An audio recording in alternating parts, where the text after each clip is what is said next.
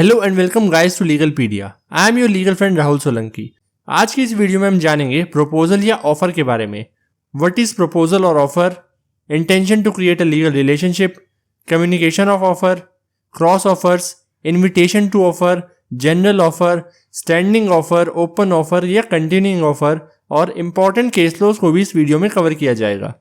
किसी भी कॉन्ट्रैक्ट की शुरुआत प्रपोजल से होती है, जिसे इंग्लिश लॉ में ऑफर भी कहा जाता है। Contract under section 2 sub section H equals to agreement plus enforceable by law. Agreement under section 2 sub section E equals to set of promises plus consideration. Promise under section 2 sub section B equals to proposal plus acceptance. और section 2 sub section A में proposal को define किया गया है।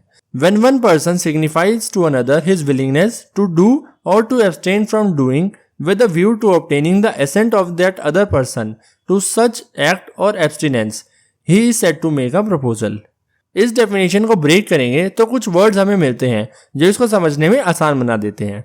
Number 1, person. Person का मतलब है कोई भी लीगल पर्सन, चाहे वो नेचुरल हो या ज्यूरिस्टिक, और साथ ही इसमें कॉर्पोरेशन भी इंक्लूडेड है। नेचुरल पर्सन होते हैं ह्यूमन बींग्स और ज्यूरिस्टिक पर्सन होते हैं नॉन ह्यूमन बींग्स, जैसे कि रिवर्स या गॉड्स एटसेट्रा। जैसे इंडिया में गंगा और यमुना रिवर्स को होली रिवर्स माना जाता है, तो उन्हें भी लीगल राइट्स दी जा सके, तो इसीलिए उन्हें ज्यूरिस्टिक पर्सन कहा जाता है। Number 2, willingness. विलिंगनेस इंटेंशन को दिखाता है जो वॉलंटरी हो, और ये इंटेंशन या तो कुछ करने के लिए हो सकता है या कुछ ना करने के लिए हो सकता है। Number 3, with a view to obtaining the assent of that other। किसी पर्सन का एसेंट यानी कि अप्रूवल लेने का इंटेंशन होना जरूरी है। अगर कोई पर्सन एक नॉर्मल स्टेटमेंट बोलता है लेकिन उसका इंटेंशन नहीं है सामने वाले का अप्रूवल लेने का, तो वो एक वैलिड प्रपोजल नहीं होगा। फॉर एग्जाम्पल, ए बी के सामने एक जनरल स्टेटमेंट बोलता है कि वो अपना रेडियो बेचना चाहता है। ये स्टेटमेंट तब तक प्रपोजल नहीं होगा जब तक कि ये स्टेटमेंट ए ने बी के अप्रूवल के बारे में जानने के इंटेंशन से की हो। नंबर 4, प्रपोजर जिस एक्ट को करने की या ना करने की विलिंगनेस शो कर रहा है, उसे उस एक्ट को करने या ना करने से कोइंसाइड करना होगा जिस एक्ट का प्रपोजर प्रपोजी का अप्रूवल पाने की इंटेंशन रखता है। सिंपल भाषा में कहूं तो जिस एक्ट के बारे में प्रपोजर विलिंगनेस शो कर रहा है प्लस जिस एक्ट के लिए प्रपोजर प्रपोजी का एसेंट चाहता है, वो दोनों सेम होने चाहिए, तभी वो एक वैलिड प्रपोजल होगा। ये थोड़ा सा कॉम्प्लिकेटेड है, इसे एक एग्जांपल से समझते हैं। ए बी को अपनी विलिंगनेस सिग्निफाई करता है कि वो अपना रेडियो सेल करना चाहता है, लेकिन ए की इंटेंशन है कि वो बी का अप्रूवल या एसेंट चाहता है in respect of starting a business in dealing with the sale of radios. तो ये वैलिड प्रपोजल नहीं होगा, क्योंकि इसमें ए की विलिंगनेस थी कि वो अपना रेडियो बेचना चाहता है, लेकिन वो बी से अप्रूवल रेडियो के बिजनेस के बारे में चाहता है। तो इसीलिए ये एक वैलिड प्रपोजल नहीं हुआ, क्योंकि ये दो अलग अलग बातें हैं। एक वैलिड अग्रीमेंट बनाने के लिए प्रपोजल का एक्सेप्ट होना जरूरी है, और वो एक्सेप्ट होने के लिए proposal should be made with an intention to create a legal relationship. यानी कि कोई भी प्रपोजल अगर एक लीगल रिलेशनशिप बनाने के इंटेंशन के साथ की जाती है, तो वो आगे जाकर एक कॉन्ट्रैक्ट बन पाता है। और इस इंटेंशन को जज करने के लिए ऑब्जेक्टिव टेस्ट होता है, ना कि सब्जेक्टिव टेस्ट। जब एक प्रपोजल रखा जाता है तो उस वक्त पार्टी की क्या इंटेंशन थी, ये बहुत जरूरी है। जैसे कि agreement to go for a walk या agreement to go for a movie etcetera. इन सभी एग्रीमेंट्स में intention to create a legal relationship नहीं थी। अगर दो लोगों ने एक एग्रीमेंट किया कि वो शाम को वॉक करेंगे और उनमें से एक पर्सन नहीं आ पाया, तो दूसरा उस पर केस थोड़ी ना कर सकता है, क्योंकि यहाँ पर intention to create legal relationship नहीं थी, और ऐसी चीजों पे लीगल रिलेशनशिप बनाया भी नहीं जा सकता। एप्पलसन वर्सेस लिटलवुड लिमिटेड 1939 के केस में बताया गया कि पार्टीज खुद से मेंशन कर सकती है कि उनका इंटेंशन कोई लीगल रिलेशनशिप क्रिएट करने का नहीं है, और बहुत से केसेस में एग्रीमेंट के नेचर के हिसाब से इंटेंशन को डिराइव किया जाता है। जनरली सोशल एंगेजमेंट्स में पार्टीज का इंटेंशन लीगल रिलेशनशिप में आना नहीं होता। Rose and Frank company versus Crompton and Brothers limited 1925 के केस में intention not to create a legal relationship को कॉन्ट्रैक्ट में एक्सप्रेसली मेंशन किया गया था। वहीं सबसे landmark case Balfour versus Balfour 1919 के केस में यह कहा गया था कि intention not to create a legal relationship पहले से ही इंप्लाइड थी। इस केस में डिफेंडेंट जो कि हस्बैंड थे और सीलन में एम्प्लॉयड थे, उन्होंने प्लेंटिफ यानी कि अपनी वाइफ को 30 पाउंड्स भेजने का प्रॉमिस किया था जब तक वो इंग्लैंड में थी, क्योंकि वो बीमार थी। लेकिन हस्बैंड वो भेजने में असफल रहे और उसकी वाइफ जो है उनको सू कर देती है। कोर्ट ने कहा कि इस केस में एग्रीमेंट जो है लीगल रिलेशनशिप में आने के इंटेंशन से नहीं किया गया था। कुछ ऐसे एग्रीमेंट्स होते हैं जो लीगल सेंस में कॉन्ट्रैक्ट्स नहीं होते, जैसे कि एक एग्रीमेंट टू वॉक एटसेट्रा, और एक agreement between husband and wife में generally intention to create a legal relationship नहीं होती, क्योंकि दोनों पार्टीज हस्बैंड एंड वाइफ के लिए ये प्रिज्यूम किया जाता है कि उनका इंटेंशन लीगल कंसिक्वेंसेस को अटेंड करना नहीं होता। इस केस के बाद जॉन्स वर्सेस पैडवर्टन 1969 के केस में इस हस्बैंड और वाइफ के रिलेशन को एक्सटेंड करके क्लोज रिलेशनशिप्स तक बढ़ा दिया गया। For example parents and childrens. इस केस में मिसेस जॉन्स ने अपनी विडो डॉटर से कहा कि वो वॉशिंगटन में अपनी जॉब छोड़ दें और उसके बदले मिसेस जॉन्स उन्हें मंथली अलाउंस देंगी ताकि वो इंग्लैंड में पढ़ सकें।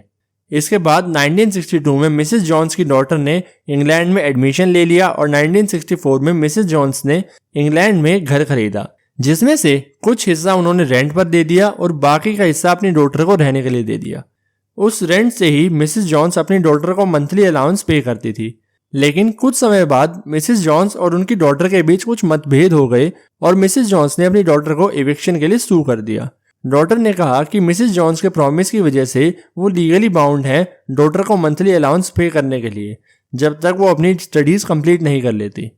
कोर्ट ने कहा कि इस कॉन्ट्रैक्ट को राइटिंग में नहीं किया गया और साथ ही ऐसी कोई भी ड्यूरेशन स्पेसिफाई नहीं की गई जो बताए कि कब तक डॉटर को मेंटेन किया जाएगा। इससे पता लगता है कि ये इम्प्लाइड है कि there was no intention to create a legal relationship. इन दोनों केसेस का मतलब ये नहीं है कि क्लोज रिलेशनशिप्स के बीच intention to create legal relationship नहीं हो सकता। मेरिट वर्सेस मेरिट 1970 के केस में हस्बैंड और वाइफ घर के जॉइंट ओनर्स थे और वो हाउस एक बिल्डिंग सोसाइटी के पास मॉर्टगेज था। मिस्टर मेरिट को किसी और वुमन से प्यार हो गया और वो एक नोट मिसेस मेरिट के लिए छोड़ के चले गए, जिसमें लिखा था कि वो मिसेस मेरिट को हर महीने 40 यूरो ट्रांसफर करेंगे और अगर मिसेस मेरिट मॉर्टगेज अमाउंट को क्लियर कर देती हैं तो वो उस हाउस को मिसेस मेरिट के नाम ट्रांसफर कर देंगे। सभी आउटस्टैंडिंग क्लियर होने के बाद मिस्टर मेरिट ओनरशिप ट्रांसफर करने से मना कर देते हैं। यहाँ कोर्ट कहता है कि वो नोट एक clear intention to create a legal relationship दर्शाता है और मिस्टर मेरिट को ओनरशिप ट्रांसफर करनी ही पड़ेगी। ऐसा ही सिमिलर केस था मैकग्रेगोर वर्सेस मैकग्रेगोर 1888 का भी। इसका कंक्लूजन ये निकलता है कि इंटेंशन एक मटेरियल चीज है और अलग अलग फैक्ट से ये पता लगाया जा सकता है कि पार्टी की इंटेंशन क्या थी। लेकिन जनरली सोशल रिलेशनशिप या क्लोज रिलेशनशिप के केस में ऐसी प्रिजम्पशन लगाई जाती है कि there was no intention to create legal relationship जब तक कि इसके अपोजिट कुछ प्रूफ ना हो। टेस्ट की बात करें तो intention to create a legal relationship को प्रूव करने के लिए 3 टेस्ट दिए गए हैं। नंबर 1 इंटेंशन, और वो भी लीगल रिलेशनशिप क्रिएट करने की होनी चाहिए। नंबर 2 ऑब्जेक्टिव टेस्ट, यानी कि फैक्ट्स को देखकर भी इंटेंशन का पता लगाया जा सकता है। Number 3 intention at the time of agreement is important, यानी कि अग्रीमेंट के वक्त पार्टीज की क्या इंटेंशन थी।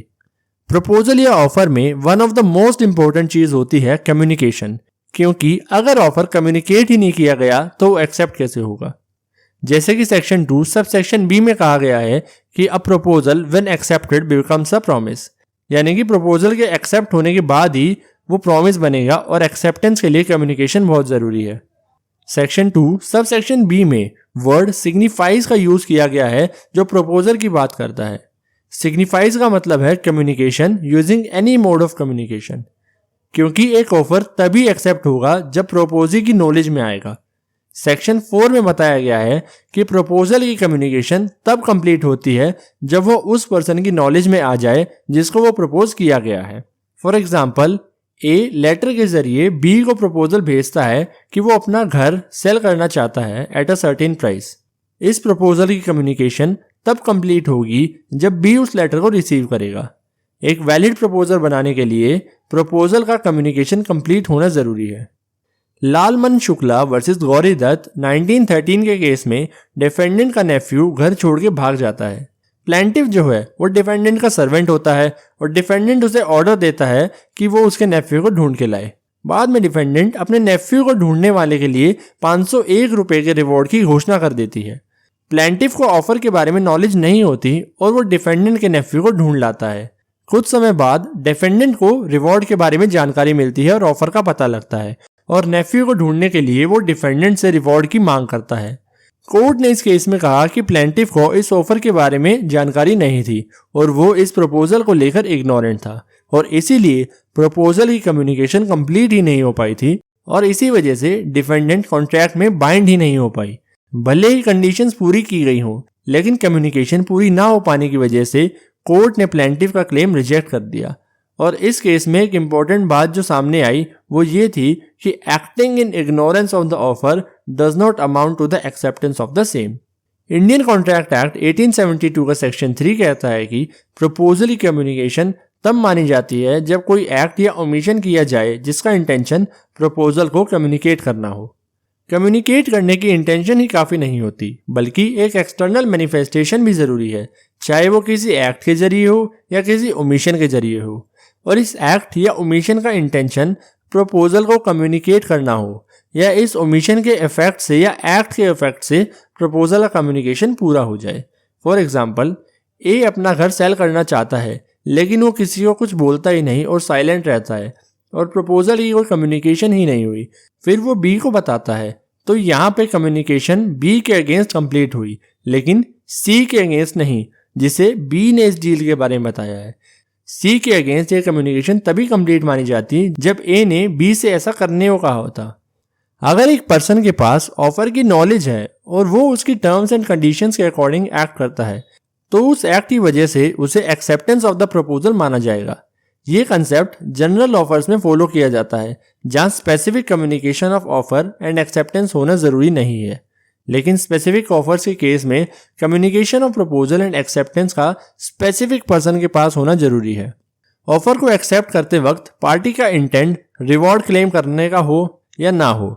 अगर वो पर्सन कॉन्ट्रैक्ट की टर्म्स एंड कंडीशंस को फुलफिल करके उसके अकॉर्डिंग एक्ट करता है तो वो रिवॉर्ड क्लेम कर सकता है, चाहे उसका इंटेंशन हो या ना हो। विलियम वर्सेस कार्वर्ड लाइन 1833 के केस में प्लेंटिफ, जिसको पता था कि डिफेंडेंट को जो भी पर्सन इंफॉर्मेशन प्रोवाइड करेगा उसको रिवॉर्ड दिया जाएगा। डिफेंडेंट को एक असेलेंट का मर्डर करने में हेल्प करने की इंफॉर्मेशन चाहिए थी ताकि उसकी कंसाइंस को इजी किया जा सके। प्लेंटिफ ने उस ऑफर के अकॉर्डिंग एक्ट किया without intention to claim reward और उसने सक्सेसफुली डिफेंडेंट को इंफॉर्मेशन प्रोवाइड की और कॉन्ट्रैक्ट की सभी कंडीशंस को भी फुलफिल किया। बाद में प्लेंटिफ ने रिवॉर्ड को क्लेम करने के लिए एक्शन लिया। कोर्ट ने कहा कि एक्सेप्टेंस के वक्त प्लेंटिफ को ऑफर की कंप्लीट नॉलेज थी और कॉन्ट्रैक्ट एक वैलिड कॉन्ट्रैक्ट था और इसके साथ ही प्लेंटिफ के क्लेम को वैलिड माना गया। Cross offers. एक कॉन्ट्रैक्ट तभी कंप्लीट हो सकता है जब एक पार्टी ऑफर की नॉलेज होने के बाद उसको एक्सेप्ट करे। एग्जाम्पल, ए लेटर के जरिए बी को ऑफर करता है अपना रेडियो 500 रुपीज में सेल करने के लिए। बी को वो लेटर मिलता है और वो उसको एक्सेप्ट कर लेता है और वो बन जाता है एक वैलिड कॉन्ट्रैक्ट अगर सेक्शन 10 इंडियन कॉन्ट्रैक्ट एक्ट की बाकी कंडीशंस फुलफिल हो जाती हैं तो। लेकिन अगर ये लेटर के थ्रू ऑफर भेजता है 1 जनवरी को और बी भी सेम डेट को सेम ऑफर भेजता है तो इस केस में कोई बाइंडिंग कॉन्ट्रैक्ट फॉर्म ही नहीं होगा, क्योंकि दोनों में से किसी भी पार्टी को सामने वाली पार्टी के द्वारा भेजे गए ऑफर के बारे में नॉलेज ही नहीं थी और एज अ रिजल्ट कोई वैलिड एक्सेप्टेंस ही नहीं होगा और ऐसे ही ऑफर्स को क्रॉस ऑफर्स कहा जाता है। टिन वर्सेस हॉफमैन 1873 के केस में ए ने बी को लेटर लिखा जिसमें वो 800 टन आयरन सेल करना चाह रहा था एट 69 स्क्वायर पर टन और सेम डे पर बी ने ए को लेटर लिखा जिसमें वो 800 टन आयरन खरीदना चाहता था एट 69 स्क्वायर पर टन। दोनों लेटर्स को पोस्ट ऑफिस के द्वारा पोस्ट कर दिया गया। बाद में बी ने ए को सू किया for specific performance of contract. Court ने कहा कि दोनों ऑफर्स सिर्फ क्रॉस ऑफर्स थे और इसीलिए कोई बाइंडिंग कॉन्ट्रैक्ट बना ही नहीं। एक क्रॉस ऑफर काउंटर ऑफर या जनरल ऑफर से अलग होता है। क्रॉस ऑफर्स में एक बात नोट करने वाली है कि ये बात जरूरी नहीं है कि दोनों ऑफर सेम डेट पर ही पोस्ट हो, लेकिन ये जरूरी है कि एक ऑफर की कम्युनिकेशन कंप्लीट होने से पहले दूसरा ऑफर पोस्ट हो जाना जरूरी है और साथ ही कंडीशंस में चेंज भी हो सकता है और इसके साथ ही क्रॉस ऑफर्स एक दूसरे को कैंसिल नहीं करते। इन्विटेशन टू ट्रीट या इन्विटेशन टू ऑफर। कभी कभी बिजनेस के नेचर की वजह से या बाकी फैक्टर्स की वजह से एक पर्सन ऑफर नहीं करता, लेकिन ऐसी स्टेटमेंट देता है या इंफॉर्मेशन देता है जिससे वो ऑफर्स को इनवाइट करता है उस स्टेटमेंट के बेसिस पे। फॉर एग्जाम्पल गवर्नमेंट टेंडर्स जिसमें गवर्नमेंट ऑफर्स को इनवाइट करती है, या कैटलॉग ऑफ गुड्स जो कस्टमर्स को दिखाई जाती है एक शॉपकीपर के द्वारा। ऐसे केसेस में पार्टी को ऑफर करने के लिए इनवाइट किया जाता है। फॉर एग्जाम्पल ए कुछ लोगों को ऑक्शन के लिए इनवाइट करता है, ये इनविटेशन टू ऑफर है। उन लोगों की तरफ से ऑक्शन में की गई बिड्स एक ऑफर है, और ये ऑफर एक्सेप्ट होता है जब हैमर फॉल होता है और बिड कंप्लीट होती है। हालांकि ऑक्शनर बिड को एक्सेप्ट करने के लिए बाउंड नहीं होता। सिमिलरली एक बिडर भी बिड को विड्रॉ कर सकता है before the fall of hammer. एक ऑक्शनर तो ऑक्शन सेल इवेंट को कैंसिल भी कर सकता है। हैरिस वर्सेस निकर्सन 1873 के केस में डिफेंडेंट ने ऑक्शन सेल का एडवर्टाइजमेंट करा। प्लेंटिफ ऑक्शन के वेन्यू पे बहुत दूर से पहुंचा और वहां जाकर उसे पता लगा कि ऑक्शन कैंसिल कर दी गई है। प्लेंटिफ ने ऑक्शनर के खिलाफ एक्शन लिया और कोर्ट में केस फाइल करते हुए अपने ट्रैवल एक्सपेंसेस को रिकवर करने की डिमांड की। कोर्ट ने कहा कि एडवर्टाइजमेंट ऑफ ऑक्शन सिर्फ एक इन्विटेशन टू ऑफर था और उसकी एक्सेप्टेंस पार्टीज को कॉन्ट्रैक्ट में बाइंड नहीं करती, इसीलिए defendant was not liable. Chief justice lord Goddard ने pharmaceutical society of Great Britain versus Boots Cash Chemist limited 1952 के केस में इस लॉ को एक्सप्लेन किया। इस केस में डिफेंडेंट्स का रिटेल सेल ऑफ ड्रग्स का बिजनेस था। मेडिसिन को शेल्फ्स में रखा गया था और उन सभी पर प्राइस टैग भी लगे थे, और वहां पर मेडिसिन को बाय करने का सेल्फ सर्विस सिस्टम था। जो भी कस्टमर मेडिसिन लेने आता था वो शेल्फ्स में से मेडिसिन को कैश काउंटर तक लेकर जाता था, जहां पर एक रजिस्टर्ड फार्मासिस्ट के पास अथॉरिटी होती है कि वो किसी भी कस्टमर को कोई भी ड्रग्स या मेडिसिन बाय करने से रोक सकता है। तो इस केस में ये सवाल उठा कि क्या गुड्स की डिस्प्ले विद देयर प्राइसेस एक तरह का ऑफर है। लॉर्ड गोडार्ड ने कहा कि ये एक वेल एस्टैब्लिश्ड प्रिंसिपल है कि शॉपकीपर का गुड्स को डिस्प्ले में लगाना एक तरह का इंडिकेशन है पब्लिक के लिए कि शॉपकीपर गुड्स को सेल करना चाहता है, और वो इन्विटेशन टू ऑफर है, ना कि ऑफर। और इस केस में इस प्रिंसिपल को कंप्लीटली रिवर्स नहीं किया जा सकता, मेयरली बिकॉज वहां पर सेल्फ सर्विस स्कीम थी। इसके साथ ही उन्होंने कहा कि गुड्स का डिस्प्ले सिर्फ एक इन्विटेशन टू ऑफर था और कस्टमर का गुड्स का सिलेक्शन करना और काउंटर तक लेकर जाना ऑफर बन जाता है on the part of the customer. और इसके बाद जब शॉपकीपर ऑफर को एक्सेप्ट करता है तभी कॉन्ट्रैक्ट कंप्लीट होता है।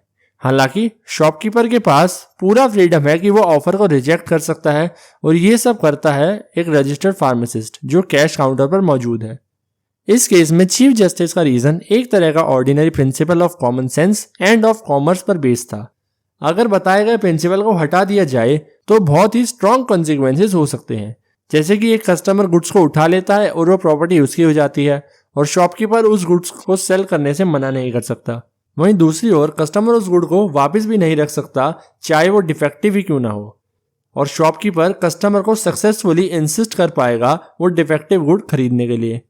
और ये सुनने में बहुत भयानक लग रहा है, क्योंकि अगर डिस्प्ले ऑफर होगा तो गुड्स का उठाना एक्सेप्टेंस बन जाएगा और फिर वो एक कॉन्ट्रैक्ट बन जाएगा, और कॉन्ट्रैक्ट को कंप्लीट करने के लिए पार्टीज बाइंडिंग हो जाएगी, और ये दोनों ही कॉन्सिक्वेंसेस अनडिजायरेबल हैं।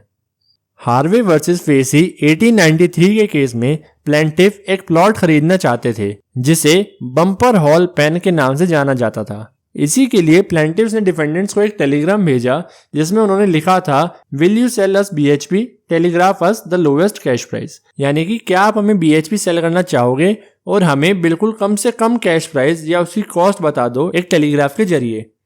इसका जवाब देते हुए डिफेंडेंट ने टेलीग्राफ भेजा, lowest price for BHP is 900 pounds, यानी कि कम से कम 900 पाउंड्स BHP का प्राइस है। प्लेंटिफ ने दोबारा टेलीग्राफ भेजा कि हम BHP को 900 पाउंड्स में खरीदने के लिए तैयार हैं, जो आपने हमें बताया है, प्लीज हमें अपनी टाइटल डीड्स भेज दें। इस केस में क्वेश्चन ये था कि क्या डिफेंडेंट का टेलीग्राफ एक तरह का ऑफर था।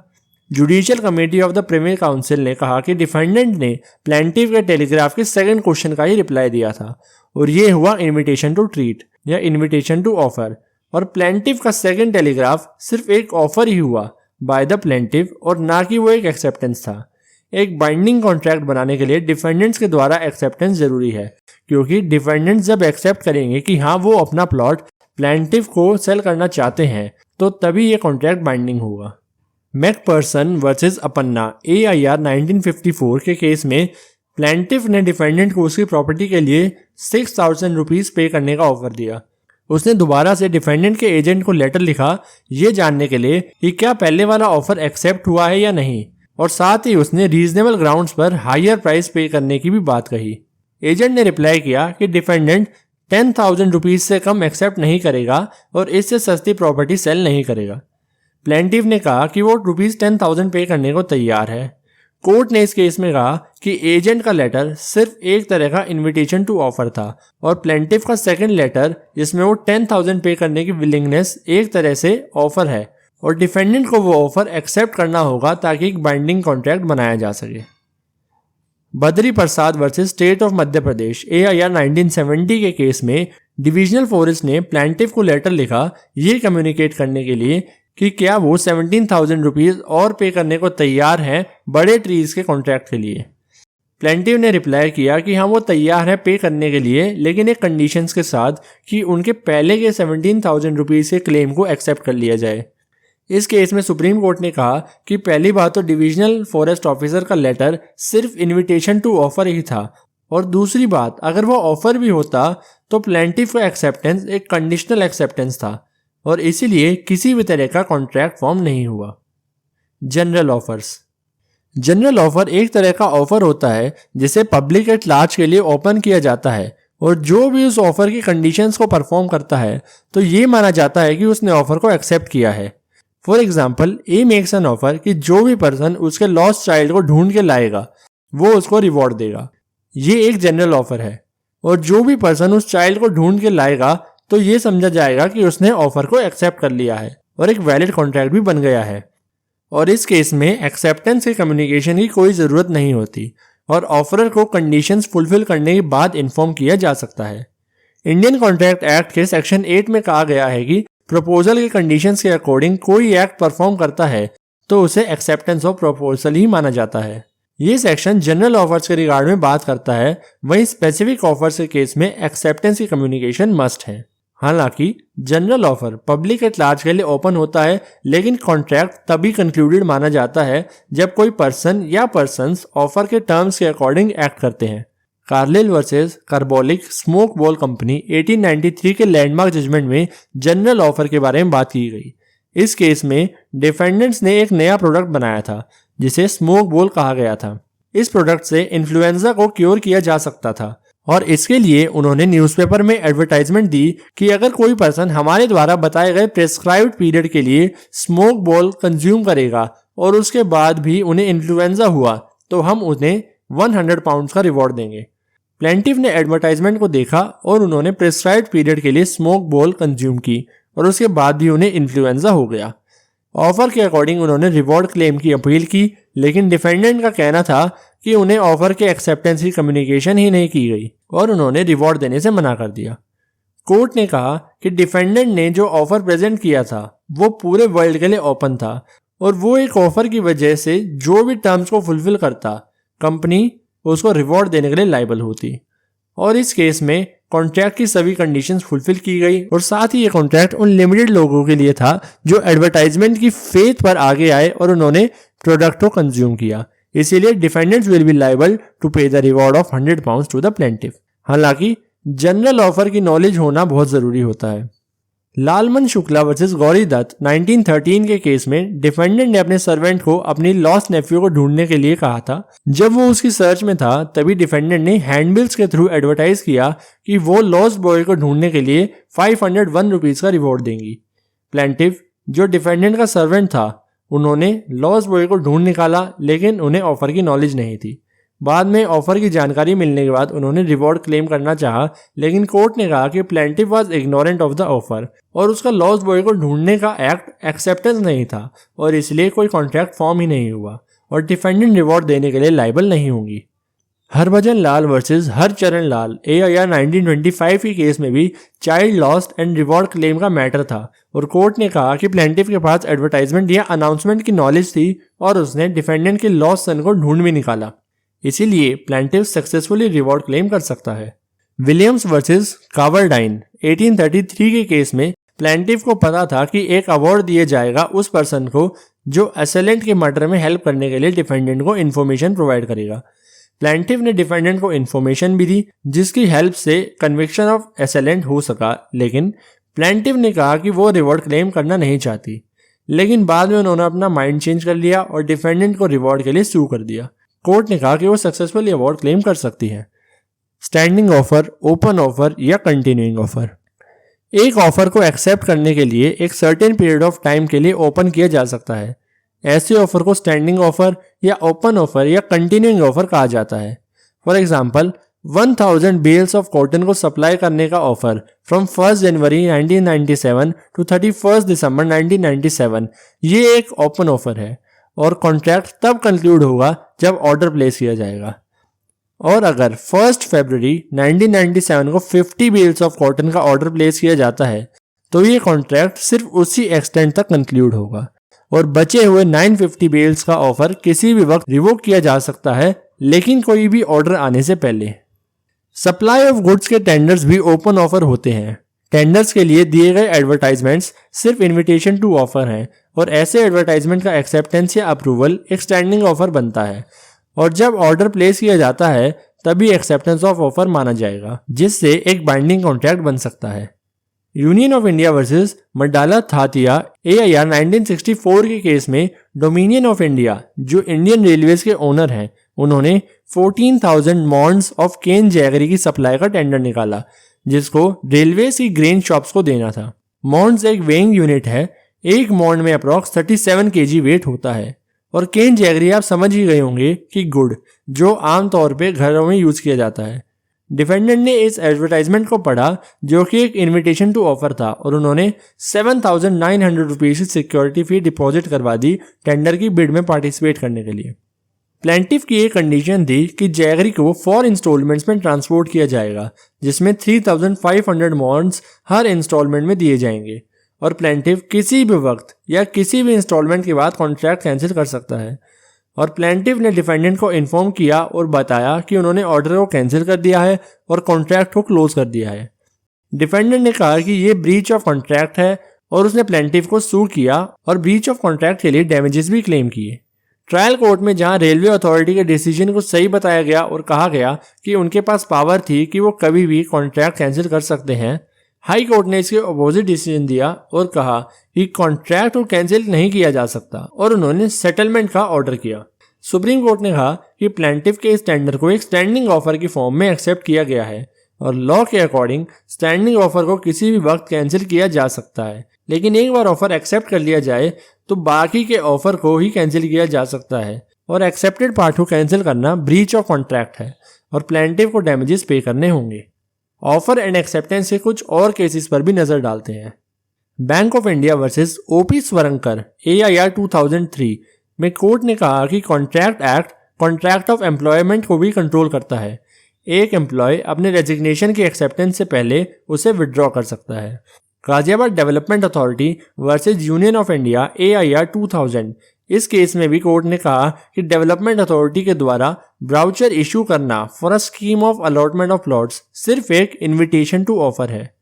मैसैक्र progressive constructions limited versus Bharat hydro power corporation limited AIR 1996, इस केस में कोर्ट ने कहा कि कॉन्ट्रैक्ट बाय पोस्ट के केस में कॉन्ट्रैक्ट तब कंक्लूड माना जाता है जब ऑफर रिसीव होता है और उसकी एक्सेप्टेंस पोस्ट कर दी जाती है। The court lacks jurisdiction where letter of acceptance was delivered. तो गाइज ये था what is offer and its types. I hope कि आपको वीडियो अच्छी लगी होगी। वीडियो अच्छी लगी तो वीडियो को लाइक कर देना और चैनल को सब्सक्राइब कर देना।